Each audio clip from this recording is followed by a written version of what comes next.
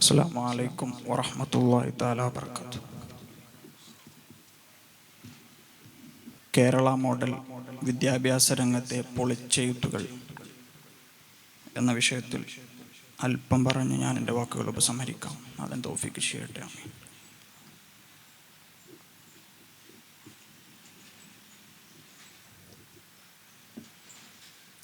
നമ്മുടെ ഉന്നത യൂണിവേഴ്സിറ്റികൾ എന്ന് സ്വപ്നം കാണുന്നുവോ അന്ന് നമ്മുടെ രാജ്യത്തിൻ്റെ വിശപ്പ് മാറിത്തുടങ്ങുമെന്ന നമ്മുടെ പ്രഥമ പ്രധാനമന്ത്രി ജവഹർലാൽ നെഹ്റുവിൻ്റെ വാക്കുകളാണിത്. ഇതോടൊപ്പം ചേർത്ത് വായിക്കേണ്ടതാണ് മുരളി തുമാരക്കുടി നടത്തിയ ഒരു റിപ്പോർട്ടിൻ്റെ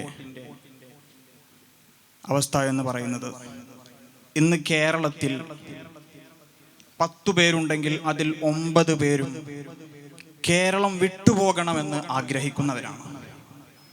ഈ ഒരു അവസ്ഥയിൽ നിന്നുകൊണ്ടാണ് നമ്മൾ കേരള വിദ്യാഭ്യാസത്തെ എങ്ങനെ അഡ്രസ്സ് ചെയ്യണമെന്ന് സംസാരിച്ചു തുടങ്ങുന്നത്.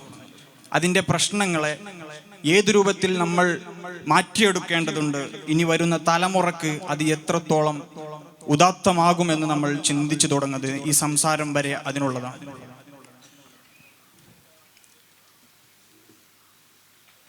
കേരള മോഡൽ എന്ന് പറയുമ്പോൾ വലിയ കൊട്ടിയാഘോഷങ്ങൾ പലപ്പോഴും ഉണ്ടാകാറുണ്ട്.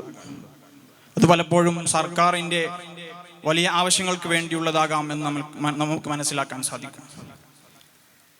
സാക്ഷരത പൂർത്തീകരിച്ച കേരളം എന്ന് പറയുമ്പോൾ നമുക്ക് ആ ഒരു തലത്തിൽ നിന്നുകൊണ്ടല്ല ഇനി ചിന്തിക്കേണ്ടത്, മാറി ഇവിടുത്തെ യുവാക്കളെ മറ്റൊരു തലത്തിലേക്ക്, ലോകോത്തര തലങ്ങളിലേക്ക് മാറ്റേണ്ട വലിയ ആവശ്യകതയുണ്ട്. ഇത് സർക്കാർ ഏറ്റെടുക്കേണ്ട വലിയ വിഷയമാണ്.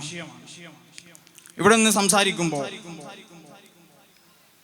നമ്മുടെ സീറ്റുകളിൽ, വിദ്യാഭ്യാസ സീറ്റുകളിൽ വളരെ കൃത്രിമം കാണിക്കുന്ന ഒരു സ്വഭാവം മാറി വരുന്ന സർക്കാരുകൾ സമരങ്ങൾ നടക്കുമ്പോൾ വെറും നൊണ്ടി ന്യായങ്ങൾ മാത്രം പറഞ്ഞുകൊണ്ട് ക്ലാസ് മുറികളിൽ വിദ്യാർത്ഥികളെ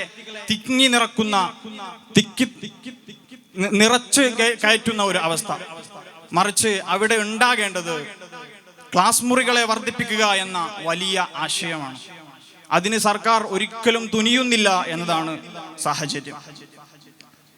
മറ്റൊരു വിഷയം എടുത്തു നോക്കുമ്പോൾ തൊഴിൽ നൈപുണി വിദ്യാഭ്യാസത്തിലേക്ക് സർക്കാർ ഒരിക്കലും നീങ്ങുന്നില്ല എന്നത് നമുക്ക് കാണാൻ സാധിക്കും. അതുകൊണ്ട് തന്നെയാണ് ഏറ്റവും കൂടുതൽ വിദ്യാർത്ഥികൾ പുറത്തേക്ക് പോകാനുള്ള ഏറ്റവും വലിയ കാരണമായി മാറുന്നത്.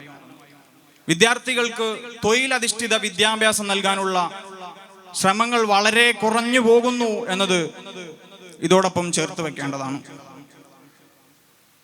സ്റ്റീഫൻ ഹോക്കിംഗ് പറയുന്ന വാക്കുകളുണ്ട്: നിർമ്മിത ബുദ്ധിയോട് നിങ്ങൾ ചേർന്നു നിന്നിട്ടില്ലെങ്കിൽ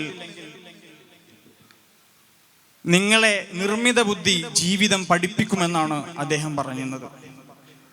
ഇതോട് ചേർത്ത് വായിക്കേണ്ടത് നമ്മുടെ വിദ്യാഭ്യാസ രംഗങ്ങളിൽ, ഉന്നത വിദ്യാഭ്യാസമാകട്ടെ പ്രാഥമിക തലമാകട്ടെ, ഏതൊരു വിദ്യാഭ്യാസ തലങ്ങളിലും അവിടെ സാങ്കേതിക വിദ്യകളുടെ ഉപയോഗം വർദ്ധിപ്പിക്കേണ്ടതുണ്ട്. കാരണം ലോകോത്തര തലങ്ങളിലേക്ക് നീങ്ങുമ്പോൾ സാങ്കേതിക വിദ്യകൾ എന്ന് പറയുന്നത് അനിവാര്യമായ ഘടകമായി മാറുമ്പോൾ നിർബന്ധമായും ചെറുപ്രായത്തിൽ നിന്ന് തന്നെ സാങ്കേതിക വിദ്യകളെ ഉപയോഗപ്പെടുത്താനുള്ള വലിയ ശ്രമങ്ങൾ വിദ്യാഭ്യാസ തലത്തിൽ കൊണ്ടുവരേണ്ടതുണ്ട് എന്നത് പ്രധാനമാണ്.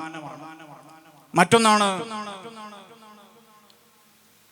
ഡിഗ്രിയും PhD ഒക്കെ എടുത്ത് ഇറങ്ങുന്ന, വളരെ കഠിനാധ്വാനം ചെയ്ത് അധ്യാപകർ പറയുന്ന പോർഷനുകൾ തീർക്കാൻ വേണ്ടി മാത്രം പഠിച്ചു തീർക്കുന്ന വിദ്യാർത്ഥികൾ സർട്ടിഫിക്കറ്റ് എടുത്തിറങ്ങുമ്പോൾ ഇതൊന്നും പഠിക്കാതെ വളരെ തുച്ഛം സമയങ്ങൾ കൊണ്ട് വ്യാജ സർട്ടിഫിക്കറ്റുകൾ എടുക്കുക എന്നത്, എടുത്തിറങ്ങുന്ന വിദ്യാർത്ഥികൾ ഉണ്ടാവുക എന്നത് നമ്മുടെ ഈ കേരള മോഡലിന് തന്നെ, അല്ലെങ്കിൽ ഈ വിദ്യാഭ്യാസ രംഗത്തിന് തന്നെ അശ്ലീലതയാണ് എന്ന് നമ്മൾ ഓർക്കേണ്ടതുണ്ട്.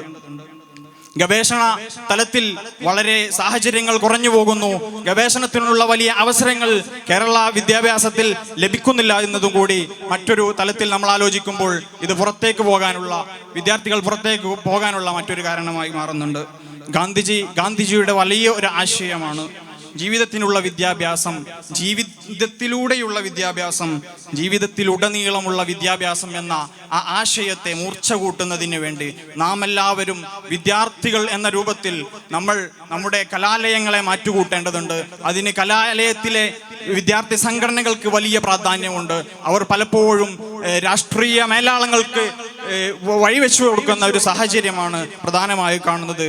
അതുകൊണ്ട് നമ്മൾ വിദ്യാർത്ഥികൾ എന്ന നിലക്ക് ഗാന്ധിജിയുടെ ആശയം നമ്മൾ മുറുകെ പിടിക്കണം, അതിനു വേണ്ടി നമ്മൾ പ്രയത്നിക്കണം. വിദ്യാർത്ഥികൾ വിജയിക്കട്ടെ എന്ന് മാത്രം ഉണർത്തിക്കൊണ്ട് ഞാൻ എൻ്റെ വാക്കുകൾ ഉപസംഹരിക്കുന്നു. അസ്സലാമു അലൈക്കും വറഹ്മത്തുള്ളാഹി.